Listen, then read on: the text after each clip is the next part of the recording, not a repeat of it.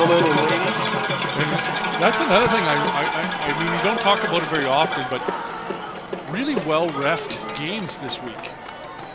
No, I can't think of no controversy. No, the games have been fantastic. Very few flags. All the teams have played very well, clean football, and the referees have obviously done a fantastic job. Part of refereeing in high school is making the right calls on the field, but also educating the players, letting them know when they do an infraction what's going on. So referees also do have a role of teaching on the field as well. So again, congratulations to the referees for lasting throughout the year and making this all happen for us. So interesting note, Greg, as we're getting ready for the kickoff, I was at home yesterday and watching some football action from North Dakota. And they were playing some 9-man football during the day on TV, and I was able to watch it at the house. And they actually have instant replay at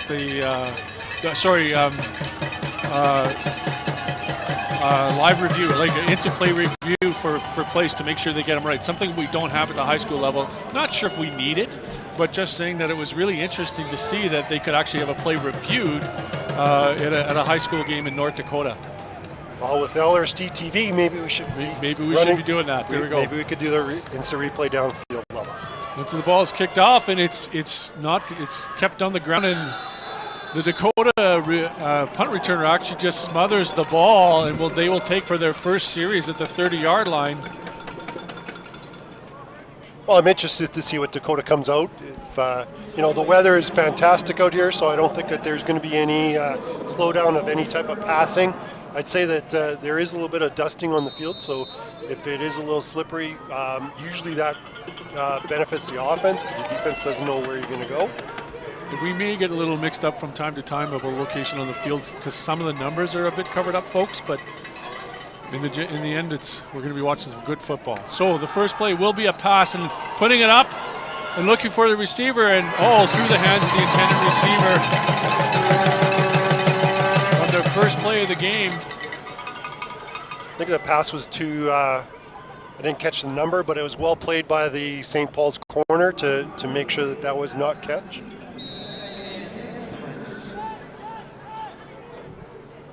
So obviously Dakota comes out fairly aggressive with that fade pattern to the wide side of the field there. So that will make it 2nd and 10 from their own 30-yard line.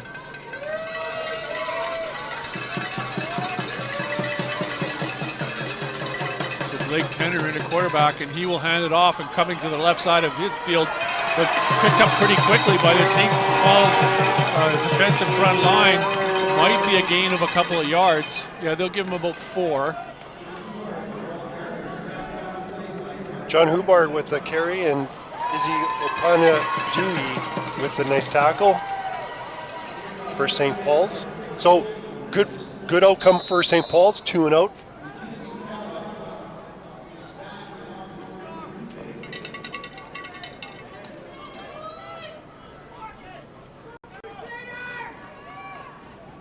We have our first punt to the game. And that ball's up, and a good punt fielded at about the 45-yard line of St. Paul's. The tackle, and what a great pursuit by, it appears to be number 1 from Dakota. Correct me if I'm wrong, please. That would be Cohen McCluskey. Nice open field tackle there by McCluskey, coming up and making that tackle. Just as the St. Paul's punt returner was just starting to get some speed, he came in and a bit of a shoestring tackle.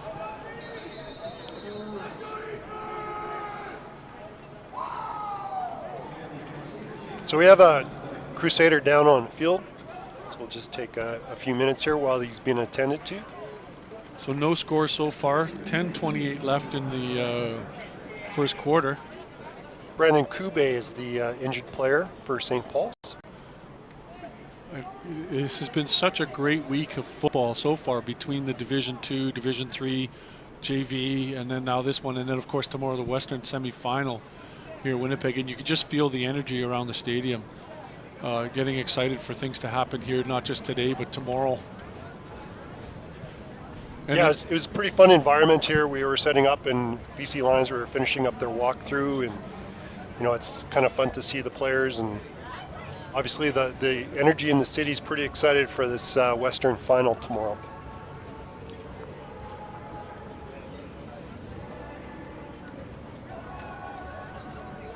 So it looks like they're attending to Kube's ankle or foot. So hopefully he's able to recover from this injury and get back on the field. Yeah, I hope he can walk it off and get back. It's be really rough to get so early in the game to be knocked out. Coach Stannard obviously has been here before with over the years. He, St. Paul's has been a very winning tradition. They have a winning tradition there and have won quite a few championships over the last 20 years or so. They've done an outstanding job of putting players into U Sport and into the CFL. So excited to see that continue. Brandon Kube appears to be walking off under his own power, and that's at least a good sign. So we hope to see him back. First and 10, St. Paul's first play. Hands off goes right up the middle. And finding some room, and it looks like enough for the first down right off the bat. So our first, I believe it's a first down. They're still checking. No, they're going to call us just short. And very, like about the length of a football.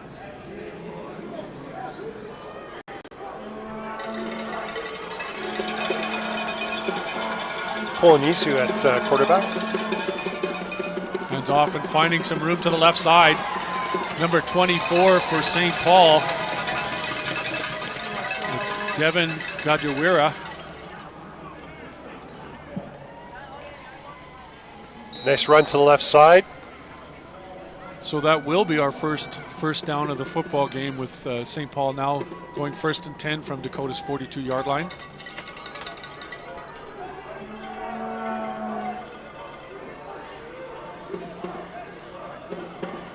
Takes the ball under center and pitches it out, and looking for some room on the left side is number 31, but taken down hard on the play. Marcus Wall on the tackle there. Running on the play was Davis Lowe. That was a hard hit. So only a gain of a yard.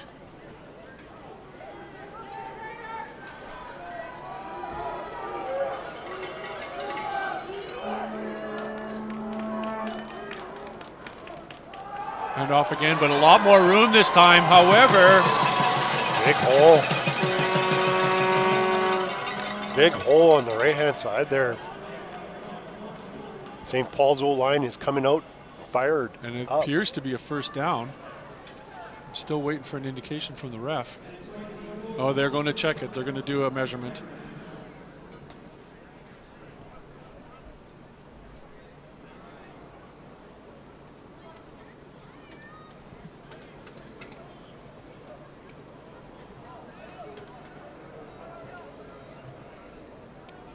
So it looks like St. Paul's is starting off the game by pounding things on the ground to begin with.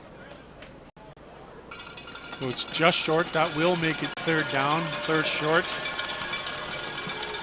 Looks like they're going to go, Brian. Yeah, very confident St. Paul's team is going to go for it.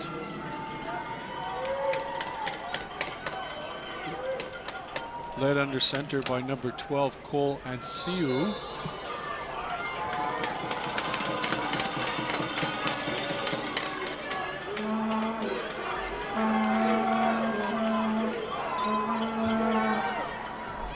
Hands it off and finding lots of room on the left side is number, what appears to be number 24, Devin Gajawira. Max Gurman on the tackle, number 22 for Dakota. Luckily he came up and made that tackle, or else there would have been a lot more room out there. More than enough for a first down, however, so that'll make it 1st and 10 from the Dakota 21-yard line. Well, St. Paul's has definitely come out and established a strong running attack here.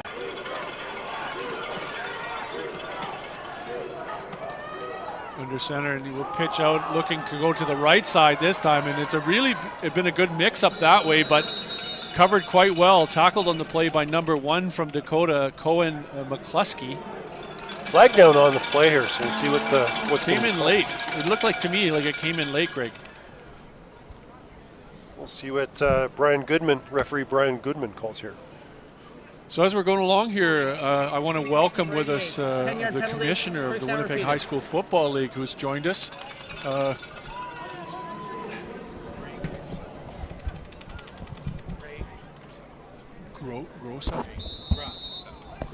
Greg Graceffo, commissioner of CFL, the WHSFL, will be joining us. Hopefully someday maybe CFL. We'll just adjust the microphones here. First and 20 here for the St. Paul's Crusaders after the penalty. Oh, nice defensive play by Dakota there, number 20. I think it was number 24. Marcus Wall with the good coverage. Obviously between the St. Paul's receiver and Wall, there was a little bit of hand fighting. Good no call from the referee, forcing St. Paul's into a 2nd and 20 here.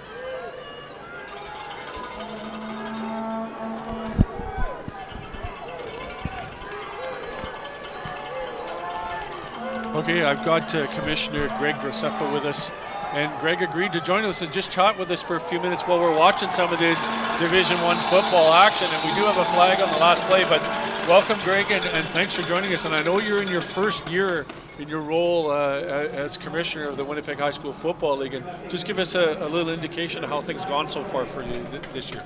Well, it's been a really interesting year, certainly a steep learning curve for me, but also an interesting year for the league as a whole, because this is the first full season we've had post-COVID. And it's been a little bit of a challenge. There's a lot of things that have changed as a result of COVID that you have to adapt to, and but we're very, very pleased that we've had a full season and we've had a nice slate of playoff games. So we're very happy. And in your view, how did the COVID actually impact the league overall? Like, I know that the season basically didn't go, and then they had a different type of season next year. But how is it affecting us to this day still? Well, I think the biggest impact is with respect to the players themselves, players that didn't get to finish their high school careers, or players that are just starting their careers, not having had as much training or coaching as they would have had in the past. It's also a little bit of a challenge, I think, for coaches in terms of rebuilding their programs. Right? There's when you're not playing and you're not practicing, students have lots of options to choose from, and so getting your team back up to speed has proven to be a challenge for coaches, I think, this year. But having had a full season this year, we're optimistic about what the future holds. So that being said, then, looking ahead to next year, given what you see this year, what would you say, all those challenges, what have been the biggest successes this year? Well, I think for us the biggest success has been in the fact that we've actually played a full schedule. We haven't had any issues with illness or those kinds of things, and so that's been a huge thing in and of itself. I think the quality of the play has gotten much better through the season, and I definitely agree with you on that. And that, I think, is a tribute to the coaches in the league and the work that the players are putting in, and getting back to a regular routine, which has been, I think, helpful for teams. So from that just having the season we've had, for me, is the number one success. What do you think what are our challenges next year? What do we need to work on? Well, I think from a future perspective, the league has a number of strategic challenges that it's going to have to think about. The future of nine-man football is something that I think the league is going to have to think about. Roster limits are coming, and so we'll have to assess what those roster limits mean for our programs. Tiering is another area where I think there's general agreement we have to get to a different approach to tiering to make sure that we're always preserving the competitive balance that makes the games fun to play. Right. And if we can't make it fun for kids to play, that's another factor that's going to impact on somebody's ability to keep a program running. Yeah. So I see that. Are you, like, I know this is your first year, and this may not sound like a strange question, but are you coming back with us next year? You're going to continue going with this? Are you looking forward to next year? Tell us about that. Okay, so when I coached, I had a practice. At the end of every season, I would step back and I would take a week or so to think through what the season had been like, what was positive about it, what was not so positive, the effects that it's had on my family and all those other things. And so I'll take all that into account at the end of the season, and I'll reach a decision about the future once I've had that opportunity to think about it. All right. Right now, I mean, I'm basically operating 5 minutes ahead of where I am in terms of my thinking. Yeah, and with such a dynamic league and so many things going on, that doesn't actually surprise me. And it's not a judgment on what you've done, Greg. Yeah. I think you've done an excellent job this year of making something happen in this league, and we sure appreciate what you've done so that we can continue to have Winnipeg high school football at the level it's had. So really think you've done a fantastic job. Well, thank you. But what you're seeing on the field right now is a credit to... oh, sorry, I got to jump in here as we're watching the football game. St. Paul's pass play down the field to a wide open receiver, and we will have our first touchdown. What a fantastic catch and run play to put St. Paul's up now 7-0, and with the point after attempt coming. So what a fantastic play. Sorry to jump out of the way there for a second there, Greg. That's a great reason to be interrupted. Fantastic play. Yeah. So that being said, we look forward to whatever decision you got and whatever we're going to do next year and whatever, but you've done a fantastic job. On behalf of LRSD, I want to thank you for including us, to allow us to be part of this again this year, because it's been a lot of fun for us. Well, all I will say is to anyone who's watching this on a live stream, if you ever have the opportunity to see what this program that LRSD runs is all about, you should check it out. It's absolutely remarkable. Yeah. Thank you for your time, and we'll see you again. Thanks. Thanks, Mr. Crusaders. Thank you so much.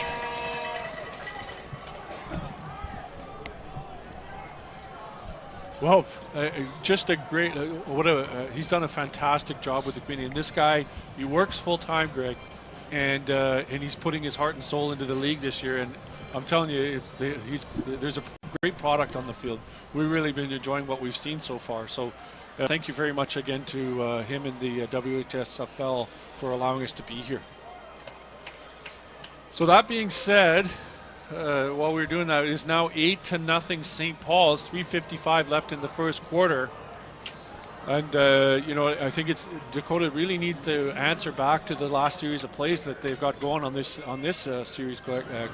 Yeah, Dakota's offense has been a little bit inconsistent. They've had a couple nice run plays, but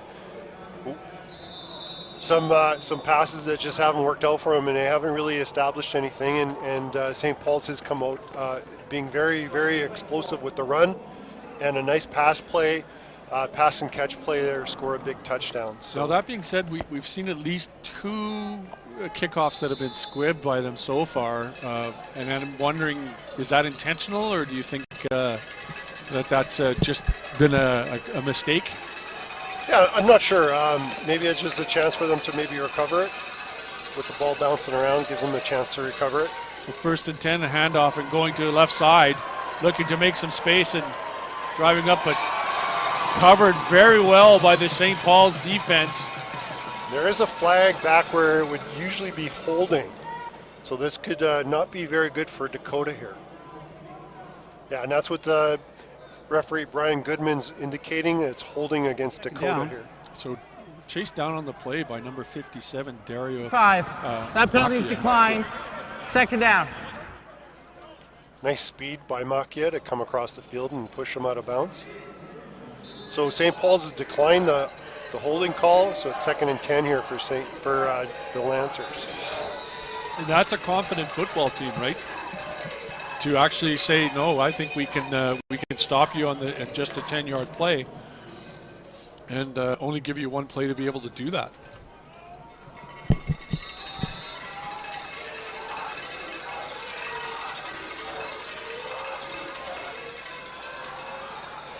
So Penner finds an open receiver.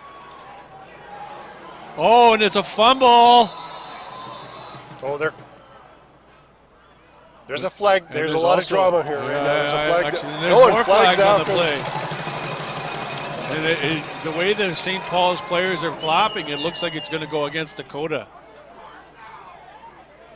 Likely an unsportsmanlike conduct. So 2 flags. One that happened just as the play was starting, and then 2 flags at the end of the play here. So we'll see what's going to end up happening. Offside Dakota. And objectionable conduct. Objectionable conduct. So not very good here for Dakota Lancers.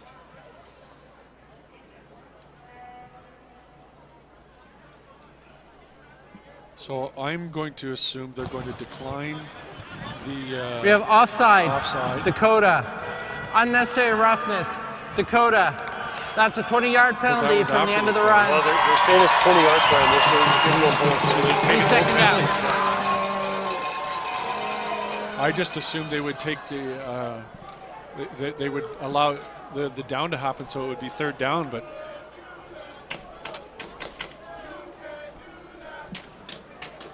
So it's going to be 2nd down and about 35 yards here. Down box says 3rd, but I think it's 2nd down. Yeah, they just changed it. But it's definitely more than 13 yards.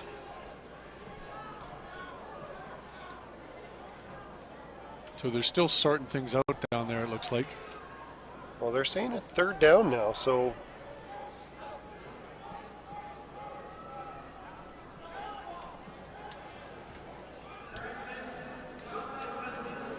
Yeah, okay, there we go.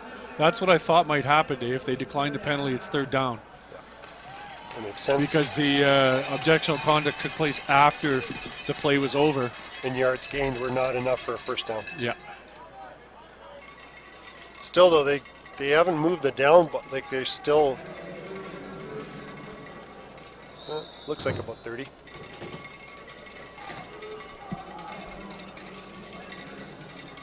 Either way, St. Paul's going to get the ball back in a good spot. Oh, and it's a relatively short kick. It's going to come down at the 50-yard line and blown dead right away. So we're going to give them the 48, it looks like, maybe 49. And that's where St. Paul's will take over on its next offensive series.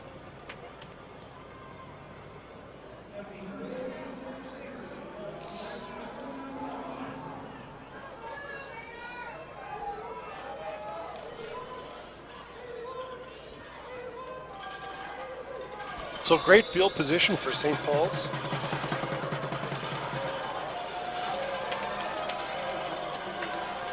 So Ancio will start under center. Hands off and right up the middle. And just keeps driving. It looks like he got about 6 yards, 7 yards. And that's all just heart. Pushing and pushing and pushing and getting up to the... check me on that one. It looks like about 4. It just looked like with all the bodies going there, it looked like he'd got a lot more than that. Hit right away and kept his feet driving. Yeah, so 2nd and 6, Ancio under center still. Whooped out to his left side. Taken on the play by number 24. And will push up somewhat short of the 1st down. It's tough to tell with all those bodies. Yeah, just short of the 1st down. And folks, we are lucky today because our next guest has joined us this morning, and I'd like to introduce you all to the legendary Rod Hill, who played for the Bombers back in the time when Greg and I were just little guys enjoying the game, and he's here because he's still connected to football here in Winnipeg, and he still lives in Winnipeg, and it's just great to have a guy like Rod Hill up here. So how you doing, Rod? I'm doing well. Thanks for those kind words. Yeah. And still part of the Winnipeg community after all those years, and we're glad to have you, of course, and your contribution to Winnipeg football and the city of Winnipeg is always appreciated. How are you enjoying so far what you're seeing today? It's a good defensive battle. I like defense, of course, and the kids are not making a lot of mistakes, so that tells you they're well coached on both sides of the football. Yeah, well, we just saw a couple of penalties that cost Dakota pretty good on the previous set of series plays, but that being said, for the most part, I would agree with you. So you've been connected to football for a very long time. I believe you're still connected to the Bombers, Yes, correct? I coach football at Oak Park High School. I'm the defensive back coach for our varsity team. Just a guy who loves football and connected to the community and connected to the Bombers still because that's just who he is. What do you think about the state of football in Winnipeg and in Manitoba in general? I came here in '88, and I can tell you the game has grown tremendously. Not just in the Winnipeg High School Football League, but in amateur football overall with the University of Manitoba. There's no infraction on the play. Number 57 was onside. It's done a great job here. And in terms of what you've seen with high school football, how have you seen that grow and get better for kids? Well, for me, the best thing is that the kids are getting a lot of good coaching. There's a lot of camps and academies throughout the city. And look at the number of pro players that come out of Winnipeg in the Canadian Football League and the National Football League. Yeah, I mean, if one thing's for sure, that has really helped the visibility of football in Winnipeg and in Manitoba in general. There's a number of local players who are doing well. What would you like to see happen in Winnipeg football? What is one thing that maybe you'd like to see? Oh, the ball's thrown up for a play. It's actually intercepted by the Dakota cover. And so the turnover, Dakota will take over on their own 15-yard line. Great coverage from the Dakota. Sorry, I jumped out of there, but They needed that one real bad. yeah, they needed something to get some energy going on their side of the field. So what would you like to see happen next for Winnipeg and Manitoba Football League? Well, I think the next biggest thing is just continue to grow the game as it is. It's a good fan base out here. And I think probably the most important thing for me is that you still got the support of the Winnipeg Blue Bombers because we are the bellwether in football here in Manitoba. And I think Wade and the team at the stadium are doing a great job with that. Yeah, and we actually got a chance to quickly speak with Wade just before the game, as his son is actually playing for the Crusaders today. So he just said, I want to be a parent and just watch my son play. But we thanked him greatly because he and the Bombers have been a great supporter of Winnipeg football and high school football, and just even allowing the kids to play here when there are other places in the city they could play, but this is really the center of the football uniforms in Manitoba. And this is the pinnacle of it, right? This is the Mecca, and I think the JV played here earlier today. Those kids were thrilled. I'm sure the teams out there now are thrilled. I got a chance to play here with our team, and I know the players really get excited to be on a major league stadium. Exactly. So if there's anything, like, we do know that there's been some challenges this year with some teams being able to carry the momentum going and the pandemic has hurt them. What's your thoughts about that we can do to get those teams going again? What can we do? I think the biggest thing is to make sure that we keep balancing the league from Division I to Division II so they're competitive. I think the league does a good job overall, but I think we need to look at that a little bit more so teams have a chance to compete. Yeah, we did have a chance to talk to Greg just a few minutes ago, and that's what he said, that we really do need to look at the tiering and the way that works so that the competitive part of the game makes it fun for kids. Because if it's not, that's going to keep them away from the game. Absolutely. Yeah. So, sacked in behind the play, and that's one of those coverage sacks, folks. Just no time to get the ball away. There is a flag on the play, so we'll see what happens. So any further thoughts for us, Rod? First of all, I want both teams to play well. There's a flag in the play. And all in all, thank the fans for joining us out here today. It's a wonderful day. And, of course, tomorrow's a big day, and go Big Blue. Okay. Rod, what's your prediction for tomorrow? Oh, the Bombs going to win without a doubt. Thanks for your time, Rod, and appreciate your time. Thanks so much, Rod. Offside. Dakota number 13. That penalty's declined. Third down. St. Paul's defense is just playing outstanding here. While we're on during the interview there, we saw that St. Paul's had a sack. So typical St. Paul's defense, they're just dominating, well coached, executing at a high level. That was the end of the first quarter, so we're going to switch sides and see some. We're going to finally get to see some football in front of us, Greg. Because it's all been on we're going from north to south here, and it's all been in sort of the south side of the football game, and we're going to get to see some on this side finally. It's been great football so far, as much as, the score is 8-0, so it's still by far and away anybody's game, but Dakota's going to be punting away as they weren't able to keep what was a good series going, weren't able to keep it maintained and steady. Yeah, Dakota's still a little bit struggling to get their identity on offense established here. And again, maybe it's more of a credit to St. Paul's defense, but Dakota's just not able to get a lot going right now.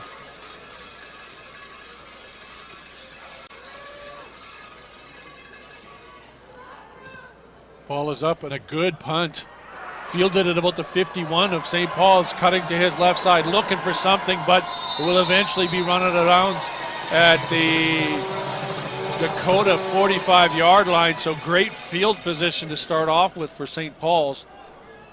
Feels like the field, well, I know that the field's been tilted a little bit for St. Paul's here. They've been starting, relatively at center field or in the Dakota territory. So kudos to St. Paul's for getting that nice little return here to get onto the Dakota side.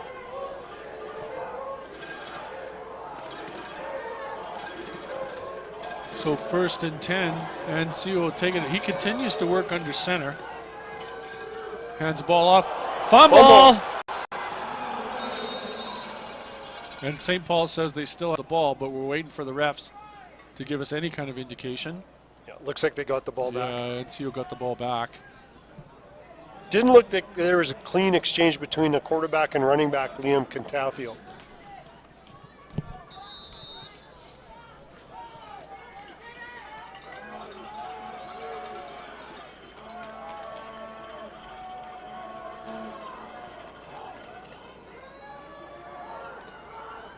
Sancio hands the ball off and driving up front and getting about 4 yards, but well short of the first down. So that will make it 3rd and about 5. Good job on the Dakota defense from stopping that play. So Brian, with the ball position, with it being 3rd and 4, 3rd and 5, St. Paul's may try to draw off the Dakota defense on this and or maybe even do a fake punt. Not a bad spot to try that. Out of the range of a field goal kicking apparently, so we're looking for a punt. The Dakota punt returners are at about the 20-yard line. Oh, and a great punt. Fielded at about the 12-yard line. Trying to find something out the middle, and boom! Popped on the play by number 57 from St. Paul's. I think it was number 49. Oh, pardon me, sorry. Zahid Katu. That was a strong hit.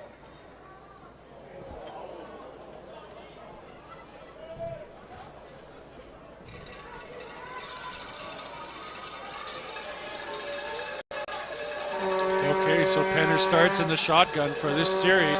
10 minutes left in the second quarter. Some motion coming, and we'll hand off and looking for something on the right side. Getting about 5, 6, 7 yards on the play. Good run by number 15 from Dakota. Number 57 from St. Paul's with the tackle, Makia. So taking the handoff was number 15, and that would be John Boubard.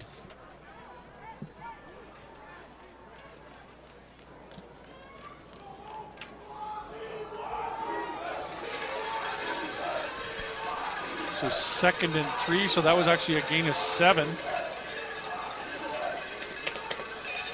Into the shotgun, and he's going to look to throw this time. Complete enough for the first down. Should be enough for a first down here, Brian. Yeah, they're good. That is enough for a first down. I can see from here. So 1st and 10. Ryan Klink with the pass reception for the Lancers. Blake Penner with a nice throw from the Lancers.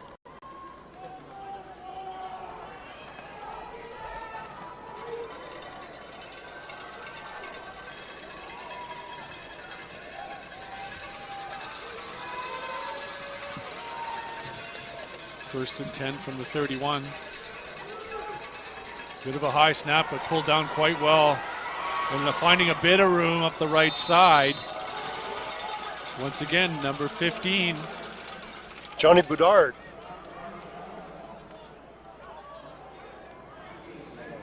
You know, if Dakota can get this kind of flow going, you know, maybe they can roll down and put something in the end zone. Got a good flow going right now. So Penner from the shotgun, 2nd and 3. 4 receivers to his left, 1 to his right. With hands up and going up the middle, but nothing there. Won't even get close to it. Maybe back to the original line of scrimmage. Once again was Boubard. Dario Macchia came up and made a nice defensive play.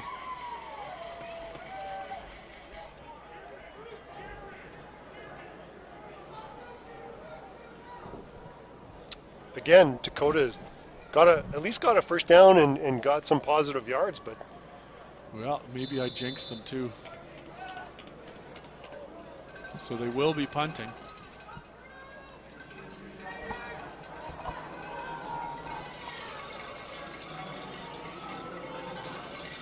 flank back to punt for the Lancers. Not a great snap, but he recovered it well. Ball comes down, is fielded out of the 49-yard line. Cut to his left, but not much room there. Again, a return of only about 2 or 3 yards. So St. Paul's will take over from it. Looks like its own 52-yard line, maybe 53. First and 10 for the Crusaders. Spotted at the 53-yard line. Again, a little bit of snow falling down. 7:22. Second quarter. St. Paul's up 8. Dakota no score. Ancio with 2 backs. Throws out to his left. Waiting for some block. Breaks a couple of tackles and pushed out of bounds. More than enough for the first down. He's number 83, Johnny Vaganios. And I apologize if I'm not pronouncing that right. He had some nice blocks in front of him to spring him loose for that.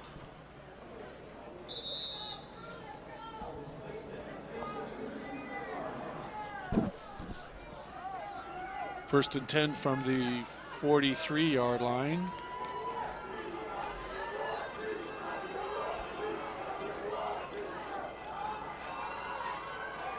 Which is out. A gain of about 2, maybe 3. Liam Catafio with the carry. Nevin Brown on the tackle by the Lancers. Not a lot of room out there for, not a lot of room to run out there. Both teams are doing a pretty good job of anything that's coming from the middle, for the most part.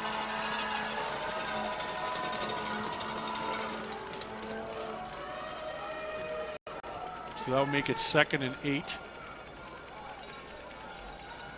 Ancio pitches to his right and now through the hands of his intended receiver, so that will make it 3rd and 8. Ball was thrown a little too far outside for the receiver.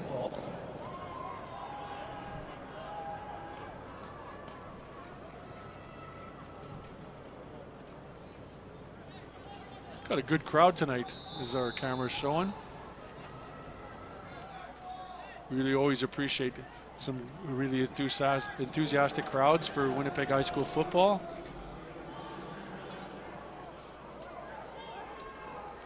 Interesting positioning for St. Paul's. Punted Some and players oh, onside. fumble, but falling down on the ball, number 18 from Dakota. Went right through him, right through his hands, but fortunately he was able to recover it. Number 18 from Dakota, and that is Rylan Klink. That could have been disastrous for Dakota if he didn't recover that. So they will take over 1st and 10 from their 30-yard line.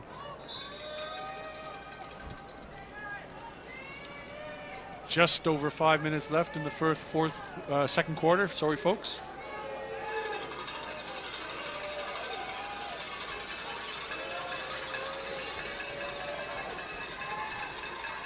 Penner in the shotgun, and he will look downfield. Nothing there, so he will roll, and he'll tuck it and carry it, and he will run up the field on his own and get enough or very close to the first down. Just depends upon ball placement. Macchia came up and made the tackle for the Crusaders.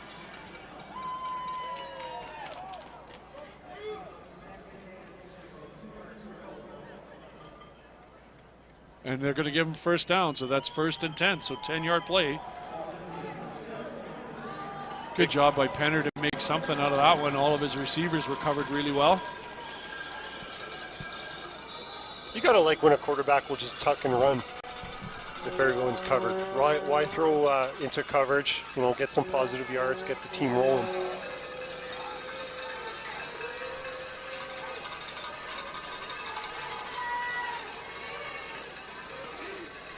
Hands off and looking again is with 5. We'll try to find something down the right. 15, sorry. But not much there. A gain of maybe a yard or 2. Boubard with the carry.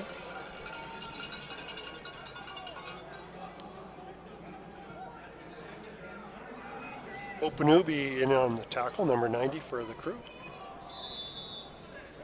Gain of 2. 2nd and 8.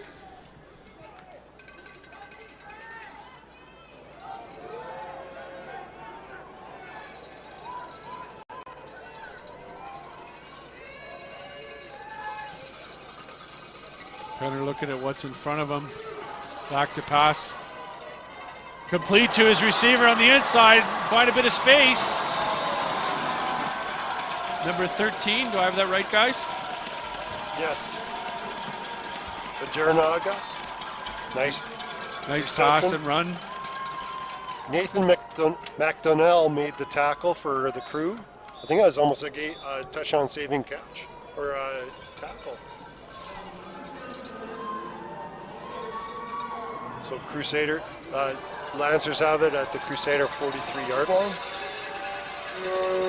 Dakota's kind of getting their... They're getting a bit of a groove on this series. Yep.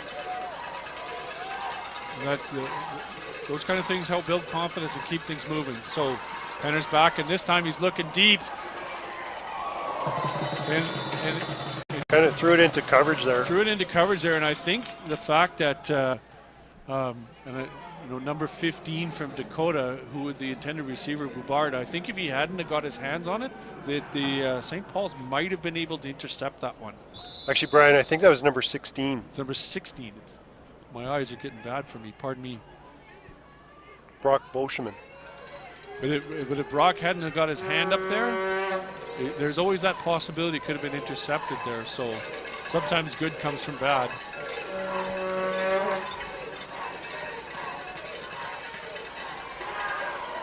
Boscheman again. A wide open receiver, and he will find lots of room down the left side.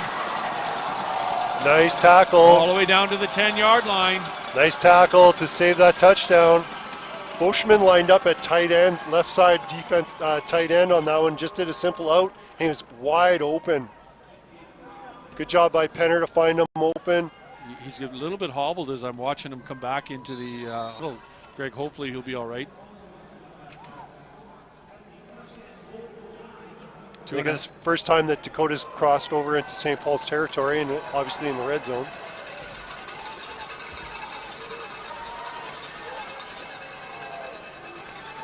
So 1st and goal. Fumble. I think Dakota got it back. I think Dakota was able to recover that, but 2nd and goal. There is a Lancer that's down on the far side of the field here. So a little bit of a pause here for folks as we have an injury, a Dakota injury. 2 minutes and 11 left in the second quarter, in the first half. 2nd and goal here now, Brian. So they're about the 12-yard line, I think. 12 or 13-yard line. So they need to get into the end zone in the next play or two.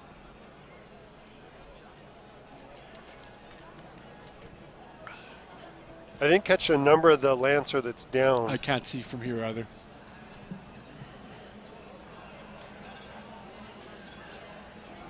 Well, earlier today we had the JV championship, and the Oak Park Raiders defeated the Dakota Lancers JV championship 35-13. And on Wednesday we had the Division 3 championship, which was Kildonan East versus the Dryden Eagles.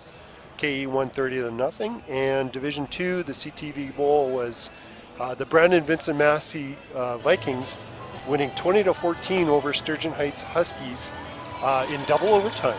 It is an exciting game. If you get a chance, go to LRSD TV on the web and you can watch that.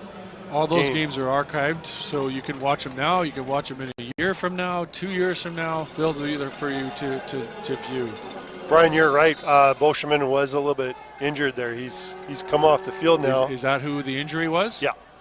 Hopefully he's able to return. And I'm watching him actually head to the bench. He's going to sit for a minute, I think. And he was a little bit hobbled even just walking over there. So hopefully he's all right. Maybe he's just cramped. Ball is up, 2nd and long, looking to the left side and looking for something to happen. Running right up the middle and smashing through it. A touchdown, Dakota. Dakota's in. And let me tell you, that was all the receiver on that one, just heart. Wow. What a great run. Looked like it was number 15, Boudard, for the touchdown for Dakota. There is just no stopping this excellent player. Yeah, and it looks like Dakota might be going for 2 here. Looks like they're leaving the offense on the field. It's 8-6 right now for the Crew, so they're going to go for 2 to tie up the score. A little bit of a roar from the crowd on the replay here. Looking to the left side, and a wide open, once again, receiver. Nice catch to bring the game to 8-all. Looks like it's number 10, Klink. Nope, sorry, Ducharme for Dakota to make that catch. And like we said, Greg, anything can happen in these football games. And just a moment ago, it was 8-0, and now it is all tied up with 1:42 left. Oh, pardon me, it was number 18, Klink, for the 2-point convert for Dakota. So 8-all. Dakota's come out of the shell. They have exploded. And it was a great series down the field, Greg, to make that, to get to that touchdown and make something happen and get some blood flowing. So now you got 2 teams revved right up, scored, same record in the end, beat each other. It just makes sense that the game should be going like this. Stay tuned, folks. It's going to be a good one. It's going to be a good one. It is a good one.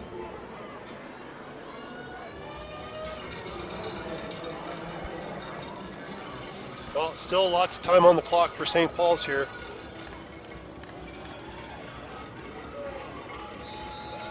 Yeah, 1:42. They could still make something happen. So ball is fielded at about the 25. Trying to get up to about the 35, maybe a little bit further. So good push by St. Paul's, and they will take over. Seeing if they can do something before the half is over. Johnny Vaggiano with the return.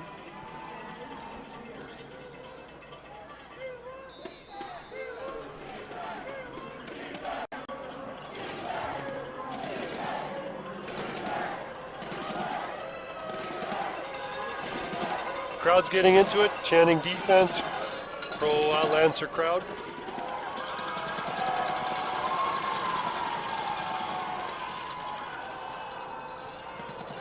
Looking for something to happen, and that was an interesting call, Greg. Yeah, nobody was open, so the quarterback just threw it away there.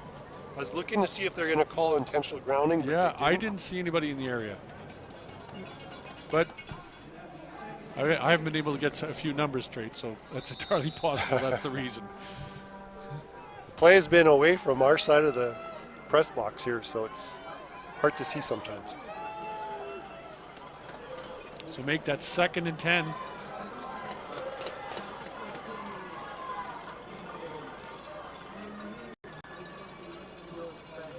Encio's back to pass, hands it off, and tackled for a loss.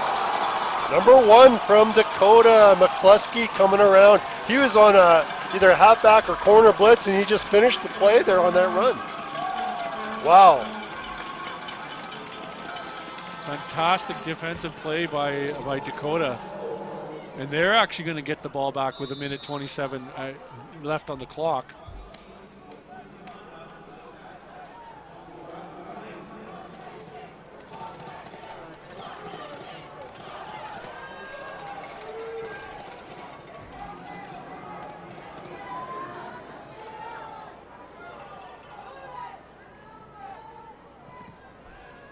Good kick from the St. Paul's.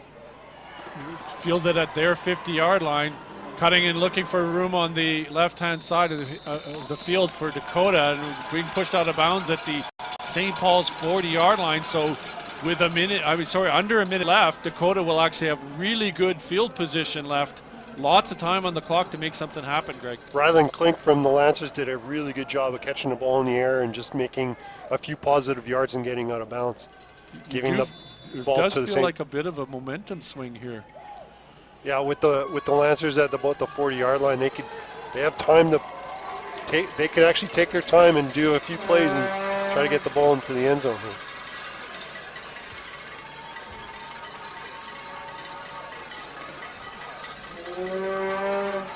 And he's back to pass. Looks downfield. Oh, just through the hands of his intended receiver, and really that was all him, because he should have had that, Greg. That was a catchable ball. Yeah, just didn't squeeze it and look it all the way in. That's all right though. They'll come back to that. They see that it's open. Dakota or the Crew were in a man-to-man trail situation. Good coverage. Just a nice throw. Just wasn't caught.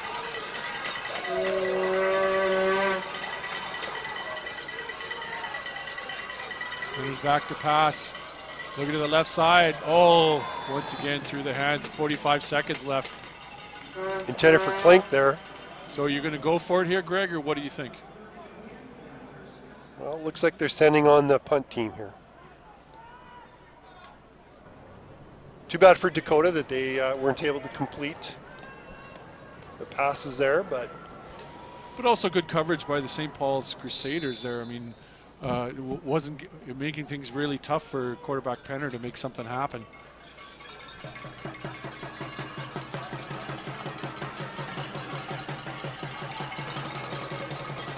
See, the St. Paul's punt returners are down about their 10-yard line.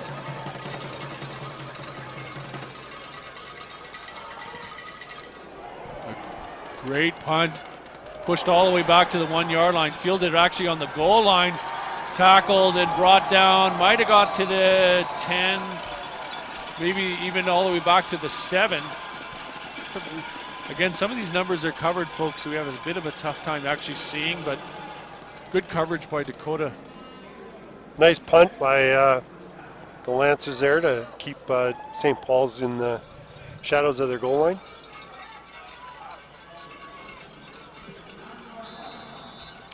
Well, with 32 seconds left, we'll see what St. Paul's has in store for us.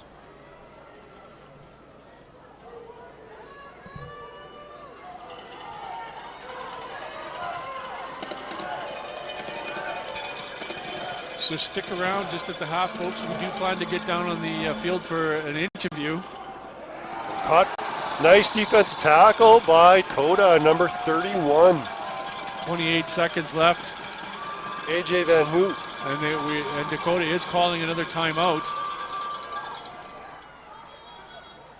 There's definitely been a momentum swing here. Yeah, St. Paul's came out very strong in the first quarter. Second quarter, I would say Dakota has won the second quarter. Yeah. And with 28 seconds left, and it is now 2nd and 14. I think there's enough momentum. Maybe they got a couple plays to try and make something happen. If they can get the ball close enough, the ball back and close enough, even just a field goal try would be something. Well, if St. Paul's does a running play here and Dakota was able to stuff them, they might get the ball with about 15 to 20 seconds left after if they punt it. Play enough time for one or two plays for sure. We'll see what St. Paul's has in store for us on second down here. Second down and looks like about 14.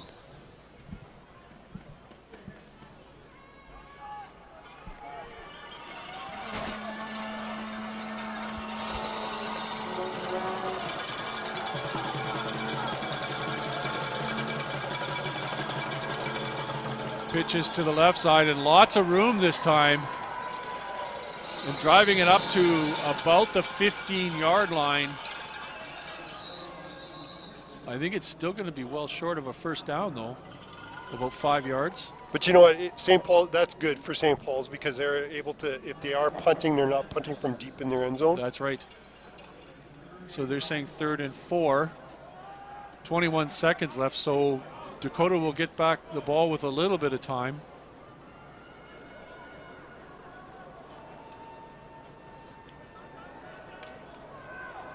Maybe time to run 1 or 2 plays. High school football, that with a punt, there's a snap, there's everything else. A lot of things can go wrong. That's right, Jess.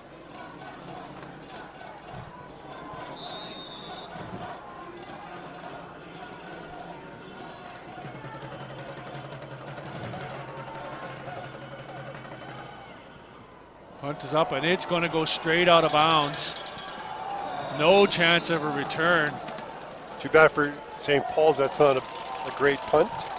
So is that done on purpose, you think, Greg? No, I think that was a shank. I don't think he intended to punt it there. 14 seconds left, theoretically enough for a couple of plays. Ball's at about the 24. Certainly reachable to the end zone from here.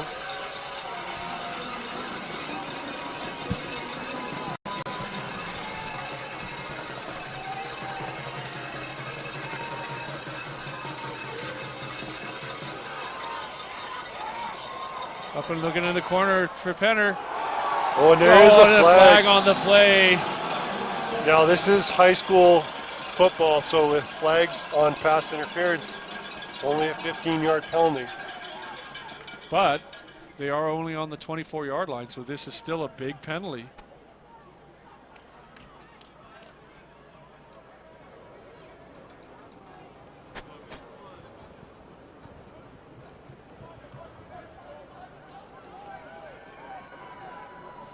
I don't know why it's taking so long for the refs, but having a conversation.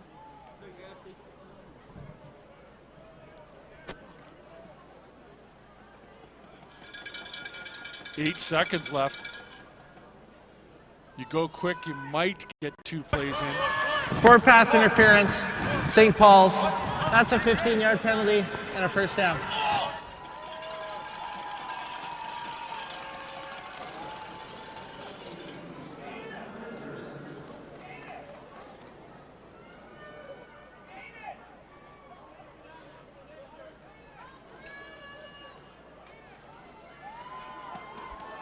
So ball's at about the 9-yard line with 8 seconds left. I don't know if Dakota has another timeout, so this might be it, barring another penalty. Penner's back. He's looking to his left side. Oh, thrown And interception. it's intercepted. And flag on the play after. I think it was Miller with the interception. Number 34. There is a flag down. I think it's maybe face masking or something like that after, but I think the interception will stand. Yeah, no time on the clock.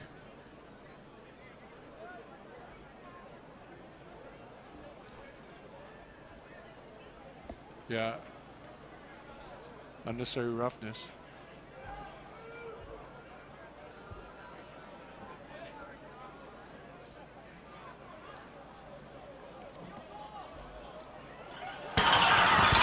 Unnecessary roughness. St. Paul's will have 1 more play in the half. First down. Wow, okay. We didn't get a number or anything like that, so I don't know what the call is other than unnecessary roughness. But I thought the flag came out after the interception, so your guess is as good as mine. So Because you could see the flag thrown right after the interception. yeah, it was after the fact, so it should be St. Paul's ball, right? That's my understanding, but again, I'm not a referee, so is it? Now St. Paul's is calling a timeout. No, it looks like it is St. Paul's ball. Sorry, they motioned first down for Dakota.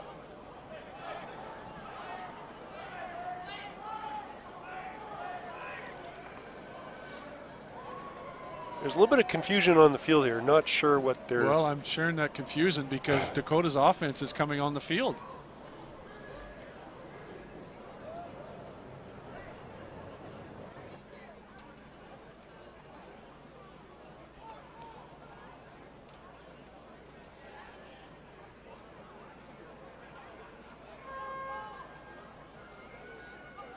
And now they're coming back off again. Yeah, we're all a little confused here.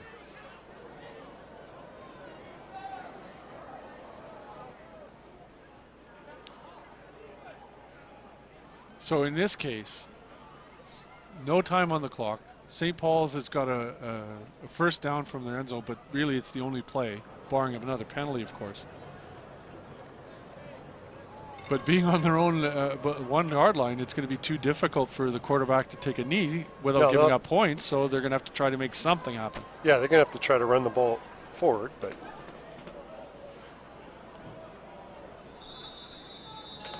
so there's a little bit of confusion as to who had the ball because the referee had indicated it was first down Dakota. But anyways, here we are at halftime. It's 8-all in a hard-fought first half of the football game. And right now, St. Paul's is just trying to make sure they don't add any more points on the board for Dakota as we finish this half. And a reminder, folks, stay with us for a few minutes because we are going to try to get down the field for an interview.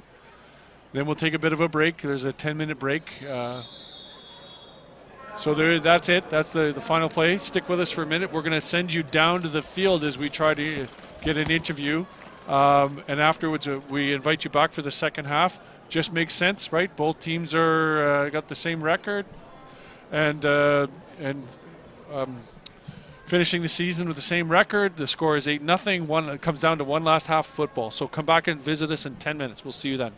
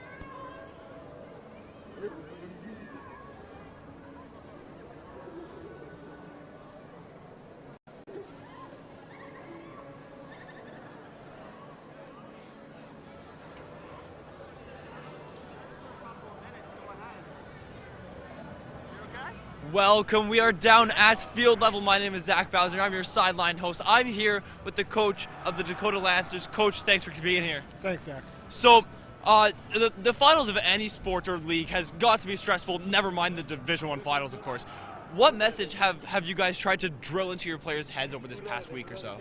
Just to be present and execute. We can look into the future, we can't look back at the past. That's fair. And of course, we know it's the first and second seed duking it out tonight. What's something that you've got to look out for in come the second half for the other team? We just have to watch what they're going to be executing on offense from the defensive side of the ball. They're going to throw out the kitchen sink. We have to be ready for everything.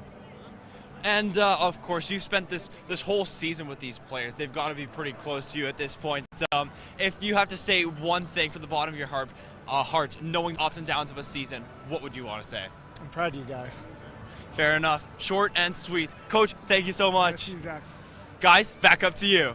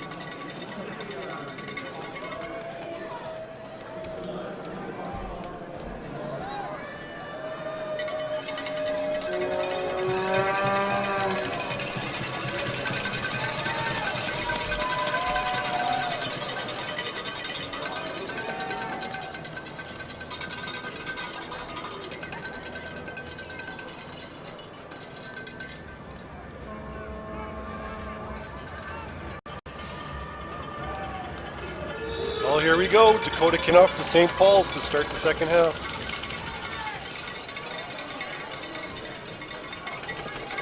Fielded and finding some room. Number 83 from St. Paul's, Johnny Laganios. And I apologize again, folks, if we have the pronunciations wrong. One of the Lancers is down. So we had an exciting first half. 8 points on the board for both teams.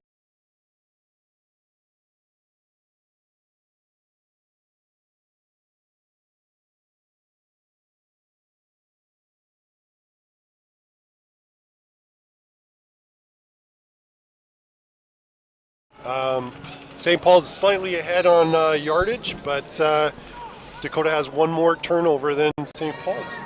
So interesting second half here. First series for St. Paul's in the second half was taking them up from their own 45-yard line. And CEO under center hands it off and heading straight up and getting not much. Boy, that it looks to me like number 77 from Dakota made the tackle. McCluskey and Kalsetics. Gain of about 4, so 2nd and 6.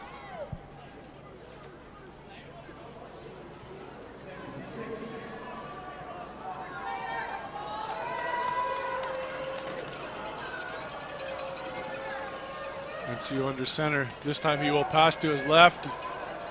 Oh, and busting through a tackle and finding some space down the left side. Gagianos with the reception. Nice first down for St. Paul's. And that will put them on the Dakota side of the field at their 49-yard line. I feel that St. Paul's is going to that play, but eventually they're going to do the hitch and go, right? They're going to go deep on that.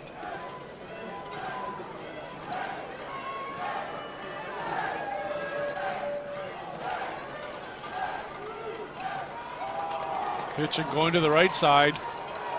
Not much there this time. Nice pursuit by the Dakota Lancer defense.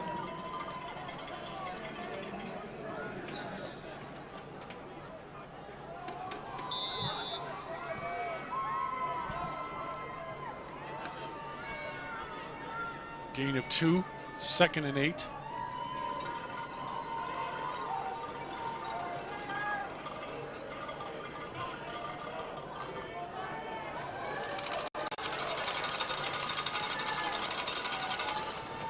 Ancio immediately pitches to the left. Oh, nice move. Nice move to get what then wasn't going to get past the second defender. Olu Akinoa with a nice move. Nice move. Got past the first defender, but wasn't going to get past the second one. So that will make it 3rd and, I think they actually lost a yard on that one, Greg. So 3rd and 9.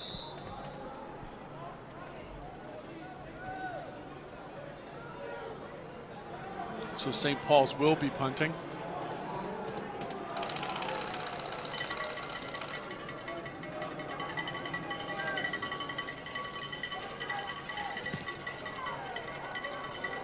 Fielded at about the 23, looking for something on the left-hand side, turning up, but right into the hands of about 3 St. Paul's defenders. Good coverage by the Crusaders on that punt team. So they will start. Dakota will start for its first possession of the second half from their own 30-yard line. 9:31 left in the 3rd quarter.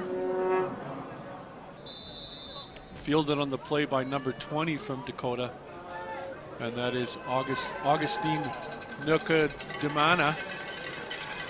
Keaton Hammond for the crew, on the tackle.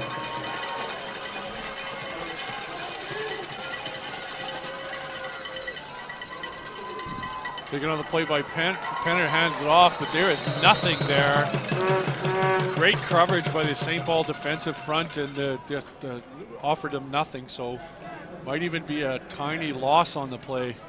Daryl Mackey has been all over the field today for the Crusaders. He's certainly in that St. Paul mode of middle linebackers who can fly around and make great tackles.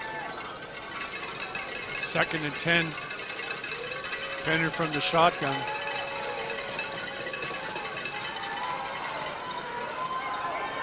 And he's got nothing, and he will be smothered. It's one of those coverage sacks. Just all of his receivers are so well covered. He had nobody to throw to, and just not enough time. Great job by the St. Paul's coverage and front line to take him down. So a tiny bit of a loss, about a yard. So 3rd and 11. And 2 and out, and Dakota will be forced to punt the ball. They should get some pretty good field position here for the Crusaders.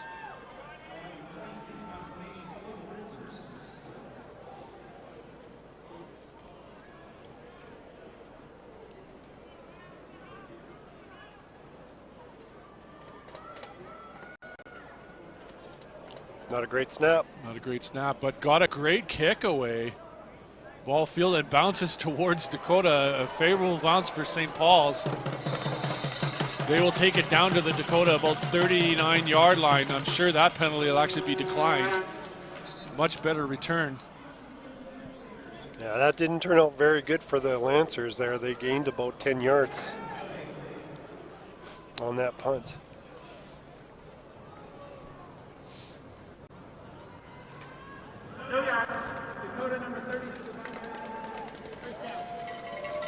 So with the addition of that penalty, they really didn't net difference of about 5-6 yards. Huge field position for the Crusaders. Yeah, they will start off with excellent field position. 1st and 10 from the Dakota 35-yard line. Ancio under center. 2 backs. Pitches out to the left. But read well by the Dakota defense. Gajuera with a nice turn up field to get some positive yards for the Crusaders. About 3 yards. Hard earned.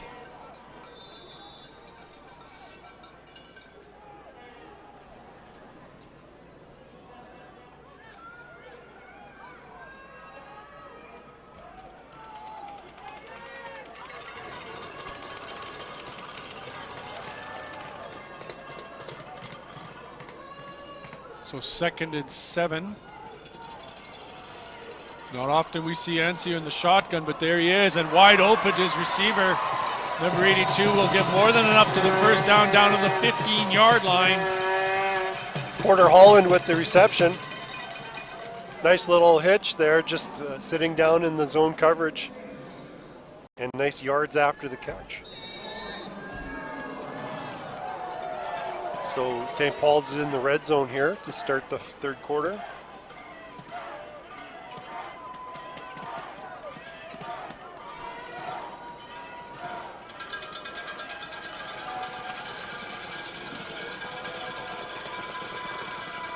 And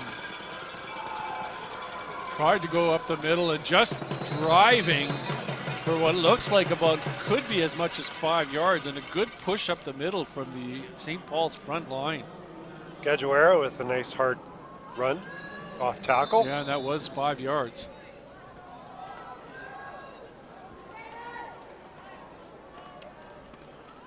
So 2nd and 5 from the Dakota 10-yard line.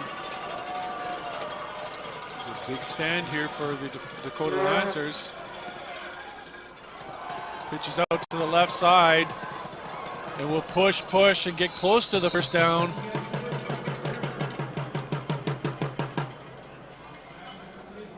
Gajuera with the carry. It's close. We're still waiting for a call. The sticks haven't moved yet. Looks like they're going to call for a measurement here.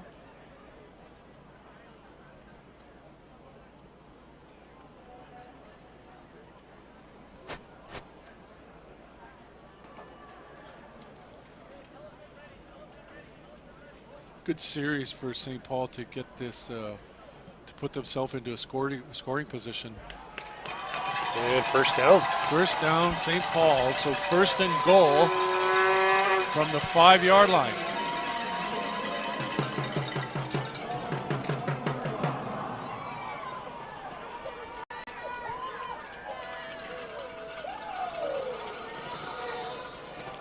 So great opportunity for St. Paul's. Big defensive stand needed for Dakota. 1st and goal under center. Hands off, looking right up the middle. Good push, but well short of the first down. So 2nd and goal.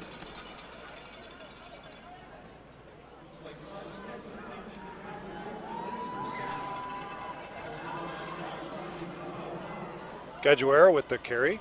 Dakota sending in the big boys. They're expecting a push right up the middle. So ball's at about the 2.5-yard line.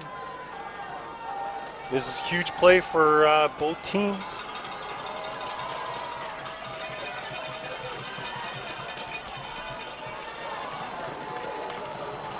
Second and 2 yards. So 2nd and goal from the 2-yard line. And this time Ancio is going to pitch it out, but the ball, and I think everybody thought that might have been a lateral, but it wasn't. It was blown dead, so that will be 3rd and 2.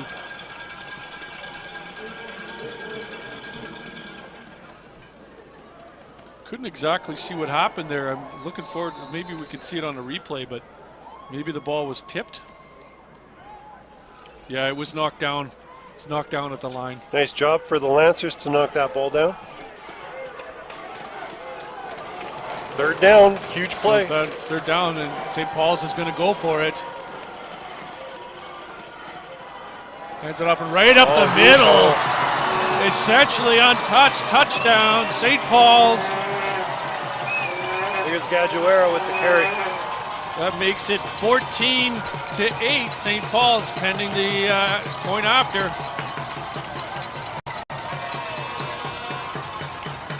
Just surprises me. So much of this has been so tight up the middle and essentially untouched up the middle this time, Greg. Yeah, nice job for the St. Paul's Crusaders offensive line just to dominate and pop open that hole.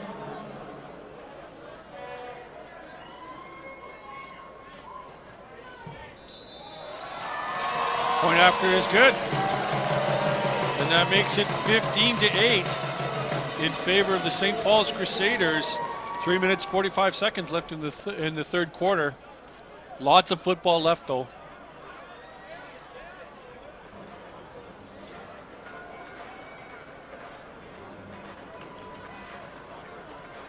Well, look for the Lancers to answer back. Their offense is very dynamic, and obviously throw the ball downfield if they can, and be interesting to see what how they answer this.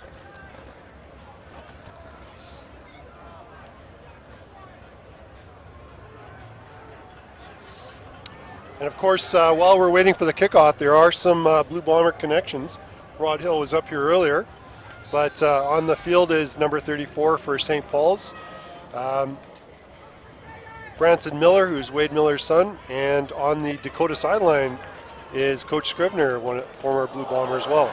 Oh, a scrib kick, it picked up almost right away, so although it's the ball didn't go, it ends up working out well for Dakota, and they're going to have great field position to start off this possession. Good hands. Wow. Luckily, he was able to catch it and hang on to the ball. Do you think St. Paul's might be looking for some kind of a, misplay, a missed football, and maybe an opportunity to recover it? Yeah, for sure. If you can kick up somebody and have it bounce back and recover it, it's not a bad play. So 1st and 10 from the 53, their own 53-yard line. Great field position. Hands off and looking for something, and covered really well on the play. Tackled in behind the line of scrimmage. Dario Macchia with the tackle. Number 57, we've said his name a few times. And that's a big loss of 5 yards. Make that 6 yards.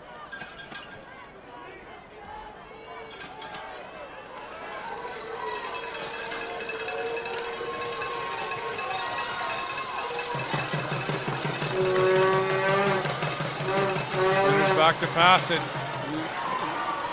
Crusaders are blitzing, and he will get back some of it, but just over the midfield stripe is where he ends up being tackled, so well short of the first down. He hit the ground there pretty hard. Hopefully he's okay here.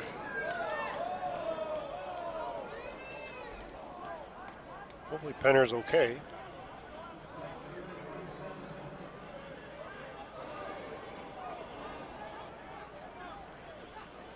Looks like the Lancers are going to punt the ball away. So I'm watching Penner as he walks off the field. He seems to be okay.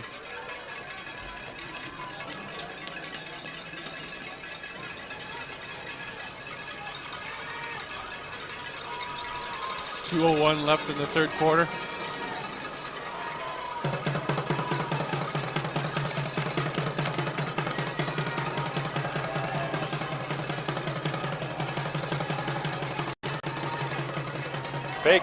Fake punt, looking for someone left side of his right side of the field. Caught well behind the play. Oh, no gain at all. Even a bit of a loss. Great coverage by St. Paul.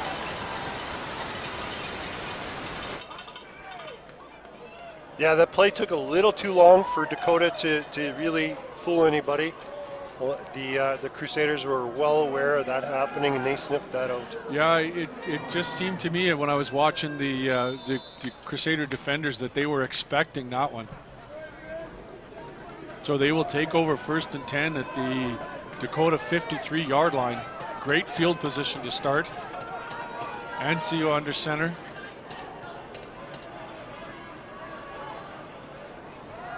Hands off, but slipped. Might even slip behind the line of scrimmage for a little bit of a loss. Gajuera has had a very good game. Unfortunately for him on that carry, he just... And he's got some good wheels. He can run.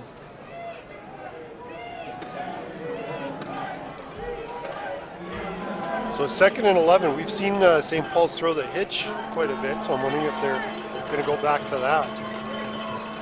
Ancio is in the shotgun.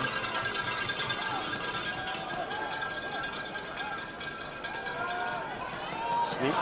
Looks like he's looking for himself, and he is looking for somebody downfield. But he won't find it. We tackled down on the play by number 32 from Dakota. Devin Brown coming up and making a huge tackle for the Lancers. Good speed from the young player. So a 2 and out for St. Paul's, and this will a good defensive series from Dakota will get them the ball back. 27 seconds left in the third quarter. Another quarter of football to go.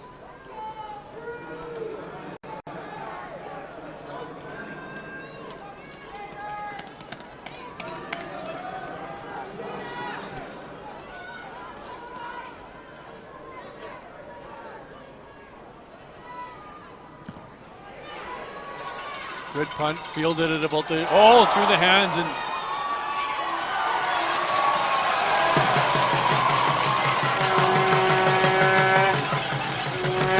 through the hands of the punt returner, number 20. And Dakota will take over from their own 15-yard line now.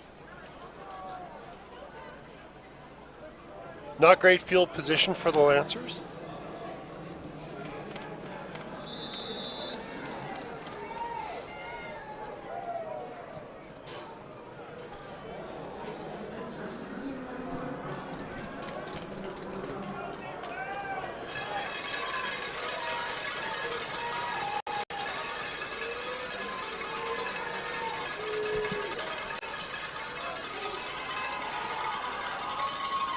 Run up the middle for the Lancers. First play, run up the middle, will get a couple of yards.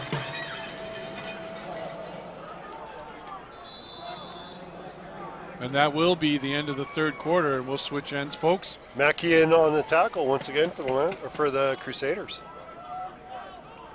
He's had a heck of a game.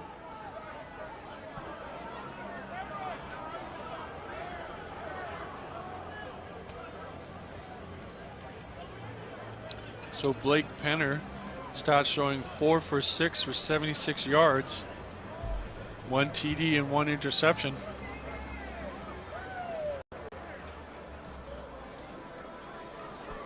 And he's had a good game.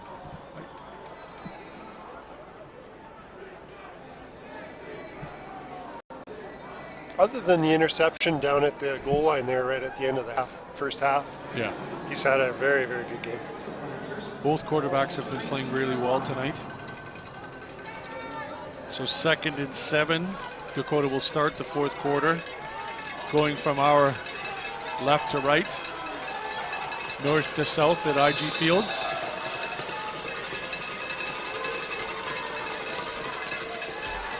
Penner's back, and he's pursued and sacked in the backfield. Again, just a great job by the Crusaders secondary to not give Penner anything to throw to. Brian, that's Vergetta in at quarterback for Dakota. Oh, sorry, there's been a change. I just assumed it was him, but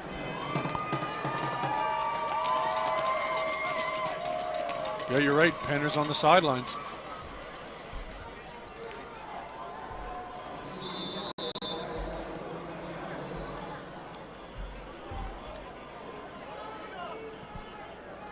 So 3rd and 11, 4-yard loss on that last play. Dakota will be punting away.